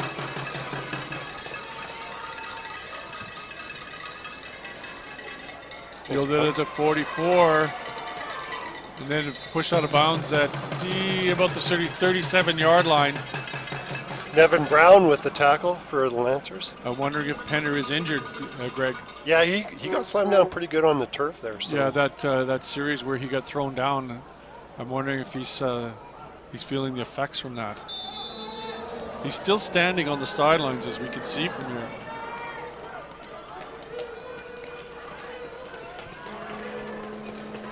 (15-8), St. Paul's over Dakota.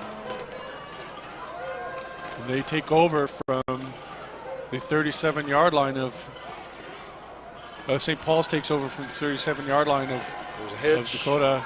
Hitch pass outside, and there's some room there. Brought out of bounds right at the 10-yard line. So 1st and goal for St. Paul's. There is a flag down behind the play here, Brian. That was a huge gain. That was 25-yard gain on a hitch. It's against St. Paul's. So they're calling holding versus St. Paul's. And sometimes that's the way that happens. You get all of that room and space because somebody's pulled somebody down or something like that. So looks like that may have happened. Holding. St. Paul's number 87 before the first down. 10 yards back from the previous line of scrimmage. First down repeated. Well, unfortunately for St. Paul's, that takes away a 25-yard gain and makes it 1st and 20.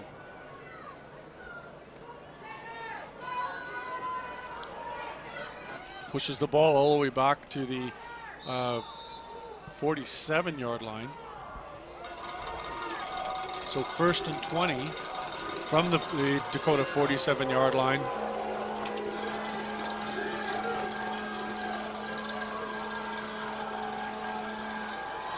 Pitches out to the right, and then pulling up, going almost straight up the middle.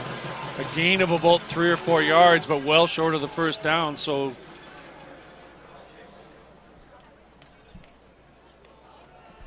Gaguera with the run. 2nd and 16. 4-yard gain on the play.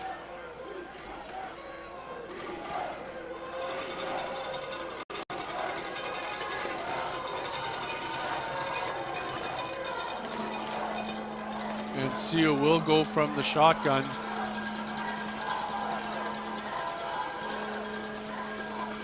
Looking back. Pressure. Intercepted on the play. Great pressure from the Dakota front line and still running with the ball and pushing upfield. I'm thinking number 32, guys. It's number 32, Nevin Brown, linebacker for Dakota with the huge interception. And that is a big play with 9:29 left in the fourth quarter. Possibly giving the Dakota Lancers a little bit of momentum to get themselves back into this game. That penalty really hurt the Crusaders. Instead of a 25-yard gain, now it was 1st down and 20, and now it causes the interception. It's a tough break for the Crusaders and positive for Dakota for sure.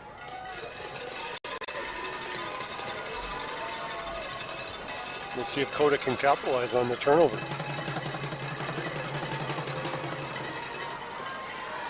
And off in the play, turning up the field, number 15, and he's got one player to beat. Oh, what a tackle. What a great push on it. There was nobody between him if he could get past that last defender. Boubard with the run.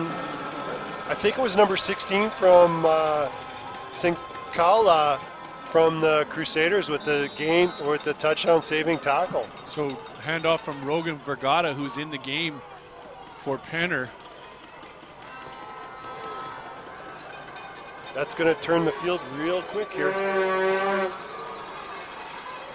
Start from the 41-yard line and hand it again. Same play, but basically finding some room and going actually back towards the middle and getting about 15 yards on the play. What a great run. Wow, Macchia on the tackle once again. I think I've said his name at least a dozen times today. Was that Boubard? Yeah, it's Boubard again. So 1st and 10. Same play again. Same play and finding a bit of room, but covered a lot better this time. Maybe a gain of a couple yards.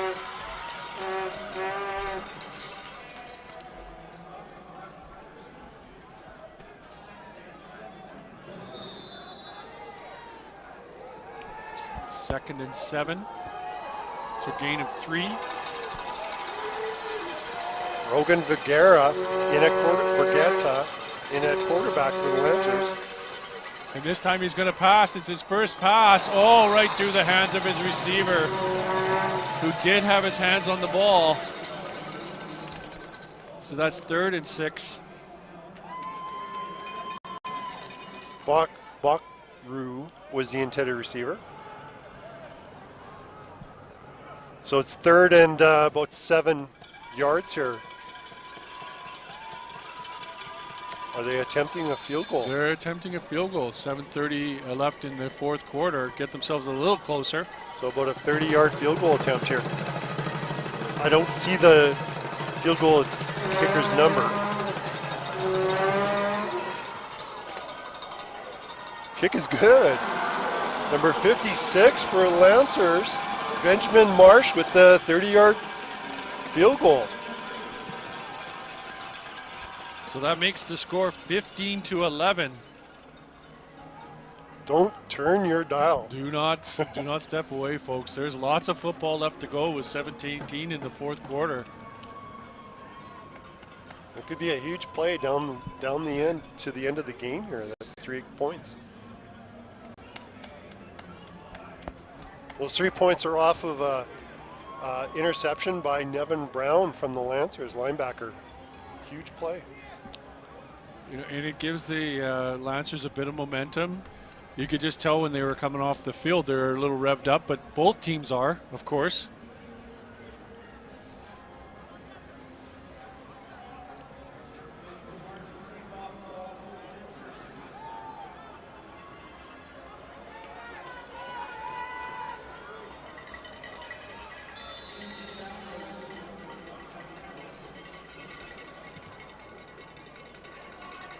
Good kick, fielded at about the 27-yard line.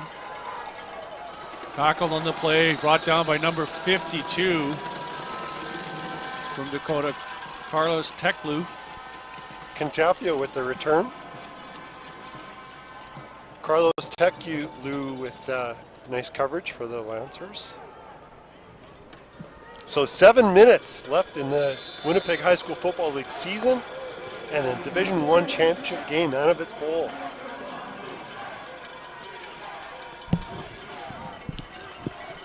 And we got a great crowd here tonight, and we always appreciate that with these games. It just helps to get everything revved up. Both teams represented well.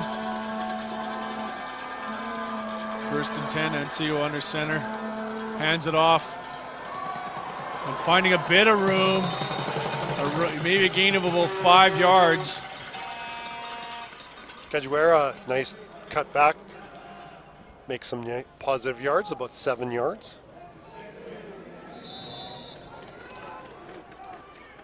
So 2nd and 3. Big play for the Dakota defense.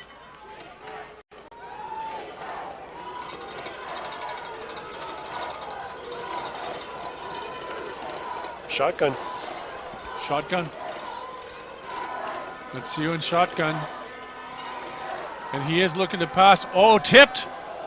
Incomplete. Yeah, I think it was just slightly tipped at the line, and that made it difficult for the St. Paul Crusader to catch that ball. So that will make it 3rd and 3. I think it was number 77, Kalisetics. I'm trying to Sorry see about the if pronunciation. we get a replay on this one, if I can tell if it was tipped or not, or it was just my imagination. The ball seemed to deflect a little bit and change the trajectory. Anyways, Dakota forces a 3rd and 3, and they're going to get the ball back.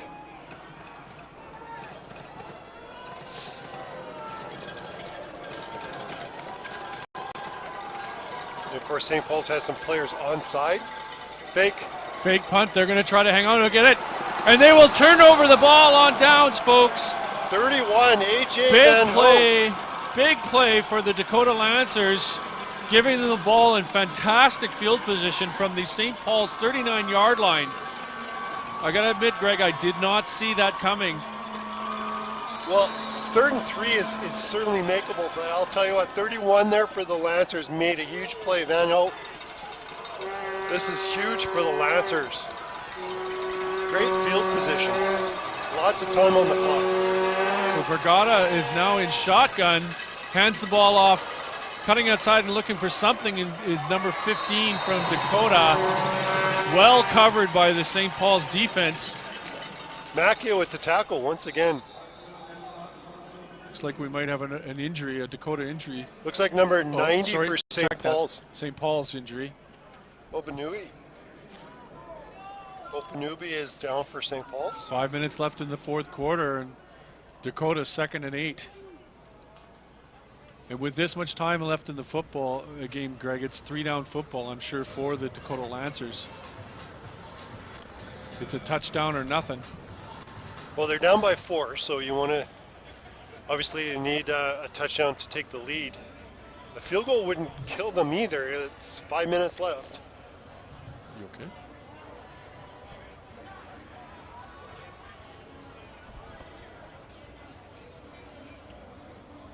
So Rogan Vergata in at quarterback for Dakota. I mean, you know, it didn't start the game. Penner's been out for the last few series, so you know it's on his Vergata's shoulders to bring Dakota into this back into this game and possibly take the lead here for the Lancers. And he's been pretty steady.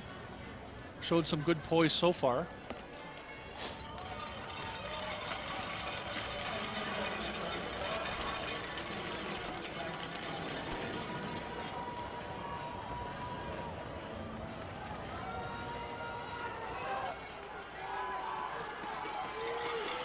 So second and about 8 yards here. Brought in the shotgun. And he is looking to pass. Big pressure. Great pressure. Oh, huge sack. Big sack all the way back to the Dakota 50-yard line. Great coverage by the St. Paul Crusaders secondary, just giving Vergata nothing to throw to. Plus the pressure right up the middle. 3rd and 29 yards. Still time. But what a huge play from St. Paul's. Yeah, great defense by the Crusaders.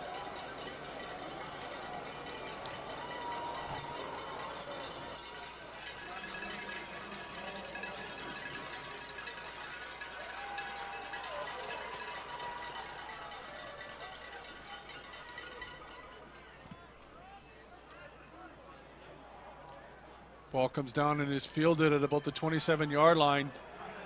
Baggiano. Push to the right. And a good coverage by Dakota Lancers. Baggiano with the punt return there. Good job just to hang on and make sure that he keeps possession for the Crusaders. 15-11, 4:06. St. Paul's will take over from its own 37-yard line. Oh, pardon me, all the way back 27-yard line. The point differential between these two teams through the 2 games that they played is not much different than what it is today. Oh, that is correct.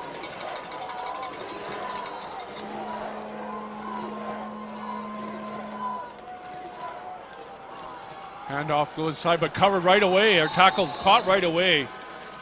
Great coverage by the Dakota front line.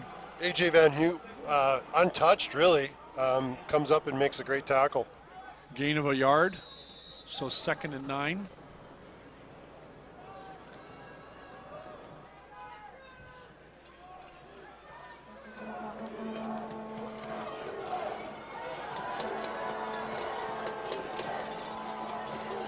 And so you're in the shotgun and hands off and looking for something on the left side and making something happen. First down, St. Paul's. Canola with a nice run for the Crusaders. They caught the ball, cut back up into the middle, and here we are at the 3-minute warning for the game.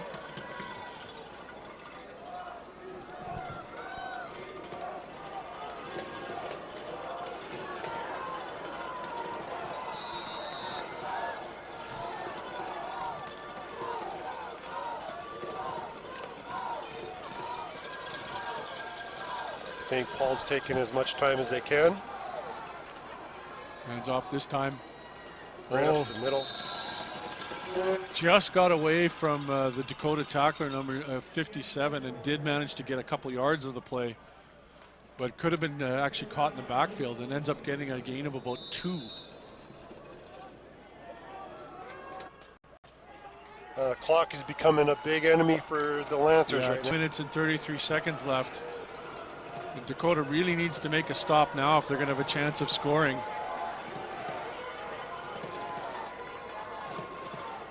Ancio is up and under center, 2nd and 8. Keep Keeping it on the ground. Keeping it on the ground. It will be short of the first down.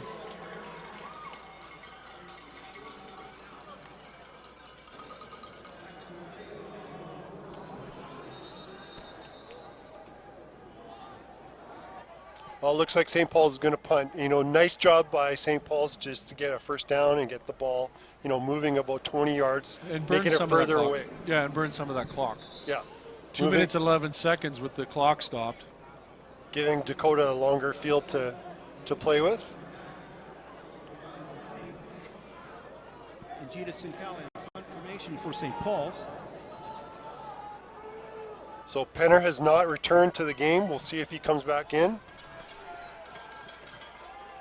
For the Lancers, we'll see if he returns back in or if he's out for the remainder of the game.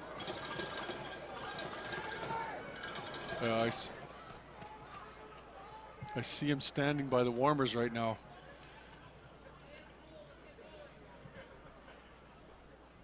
He is standing.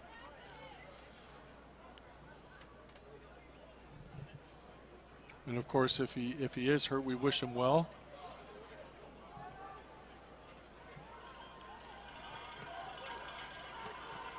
Now, are we going to see something happen like we did last time, Greg? Will St. Paul's try to fake? I think they're going to kick it. They want to give Dakota a long field here. I think you're right.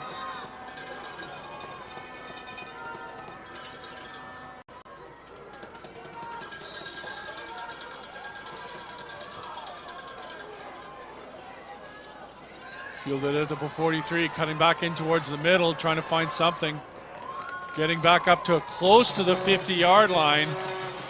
And that's where Dakota will take over with 1:54 left, down by 4 points. The only thing that will work for them is a touchdown.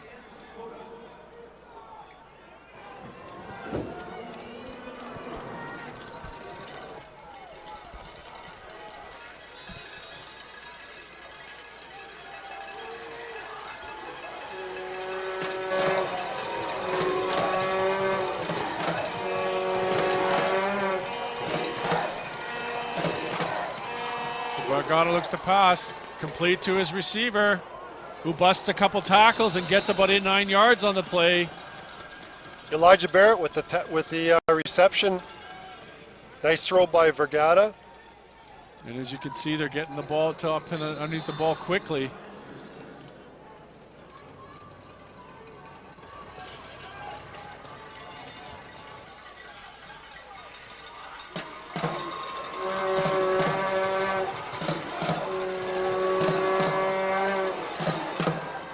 Vergata, what a great play. Great play, smart. Started from a bit of a shotgun and then just ran up and pushed up underneath the center, and what a great play to get a first down. All this is eating time though. 1:23 left. Remember, they need to score a touchdown to take the lead. Nothing less than a touchdown for Dakota right now. Vergata from the shotgun.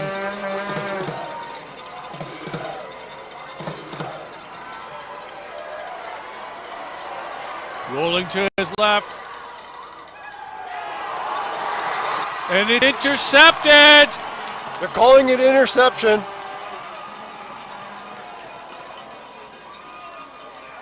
Huge defensive play for the Crusaders. 57 seconds left in the game, and St. Paul's has taken the ball on an interception from Dakota.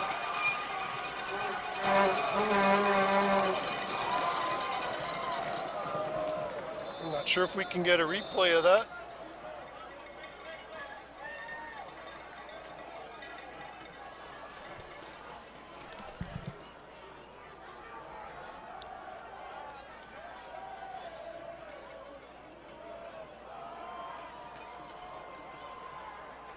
Well, first down for St. Paul's.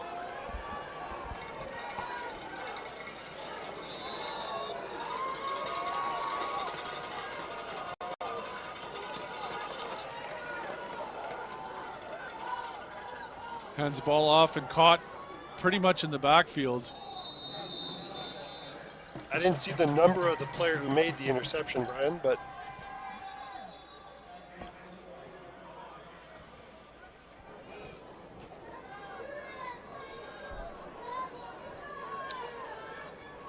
2nd and 9 was a gain of about 1.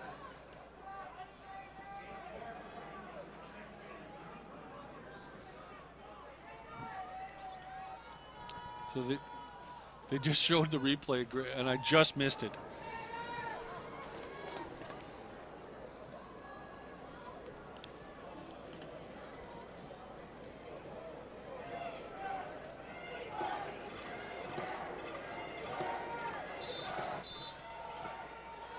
Here we go again. We're looking at the replay, rolling to his left side, and intercepted on the play by number 18, or sorry, 16. Sinkala with the interception. Huge, dare I say, the LRSD play of the game. Play of the game. LRSD TV play of the game. Seemed like a bit of a jump at the start there, Greg, but no flags. No, there is one on the far side. Okay. They got it.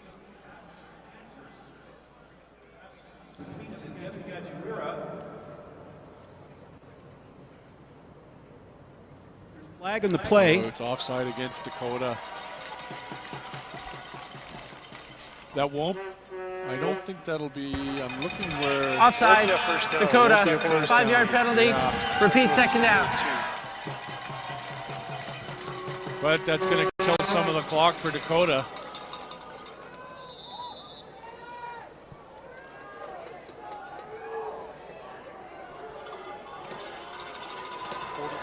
Seconds left in the game.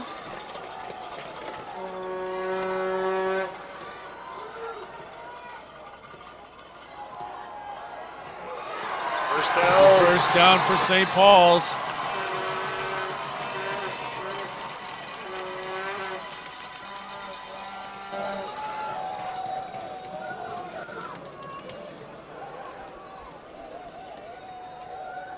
Well, 40 seconds left.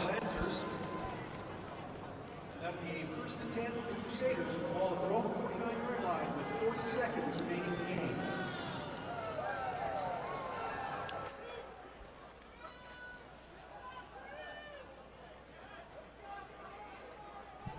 Been a great football game. Could have gone either way. Hard fought. Yeah, hard fought on both sides. Defensive game.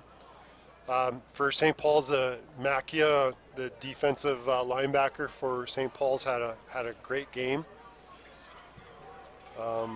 For the Lancers, I thought Penner was having a fantastic game at quarterback. It's just too bad he got injured And he must be injured. Was not able to return to the game.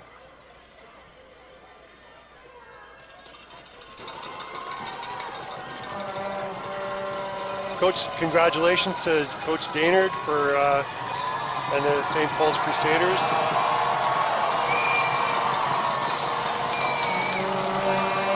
On winning another championship.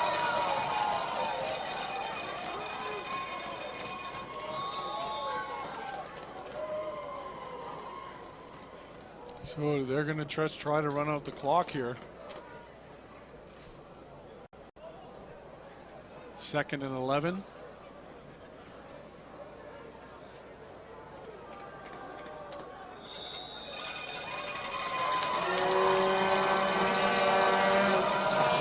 that should be enough. 18 seconds left in the football game.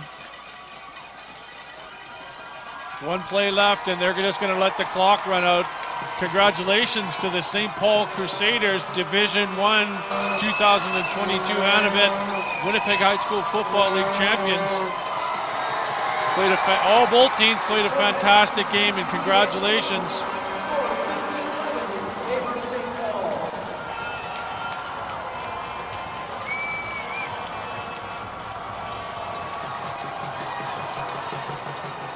And congratulations to Coach Harrison and the Dakota Lancers for a really great season and great effort here in the championship game. And once again, St. Paul's, Coach Daynard and the St. Paul's Crusaders, congratulations on the Anavet Bowl championship game. So stand by for just a moment, folks. We're going to be headed down the field. We're hoping to get a couple of interviews. We will cover some of the presentations at the end of the game. On behalf of LRSD TV and our crew, thank you for joining us from IG Field for the Winnipeg High School Football League football all week long. We've really enjoyed bringing it to you. I want to thank our crew here. The kids have been just amazing and done just another excellent job of covering the football game.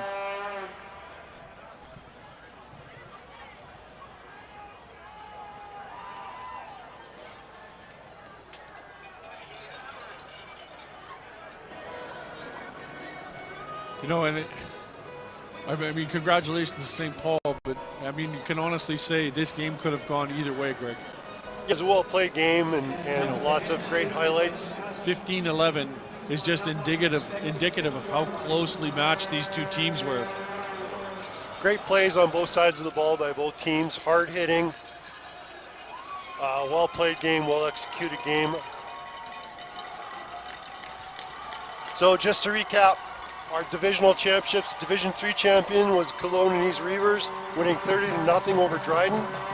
Division 2 champions were Brandon Vincent Massey Vikings with a 20-14 overtime win over Sturgeon Heights. Junior varsity champions was Oak Park Raiders with a 35-13 win. And your Division 1 Anavitz Bowl winners or champions are the St. Paul's Crusaders with a 15-11 win over the Dakota Lancers.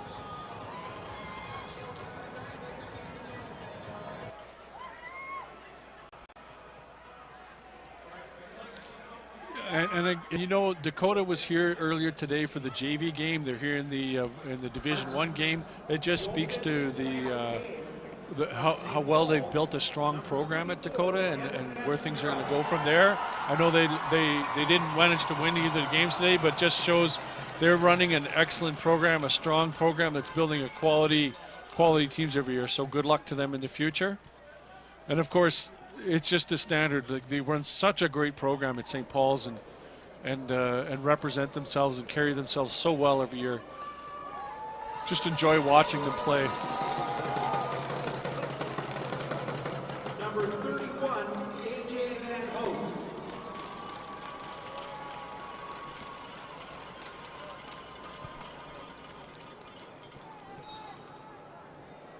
So on behalf of myself and Greg Kiesman, I want to thank you all for one more time for joining us. We're gonna step away here, but the cameras will keep rolling for a few more minutes until they're finished giving away all the awards and everything. LRSD TV has been proud to be part of this, and we look to be proud to be part of it again with you all in the future. Take care and stay safe.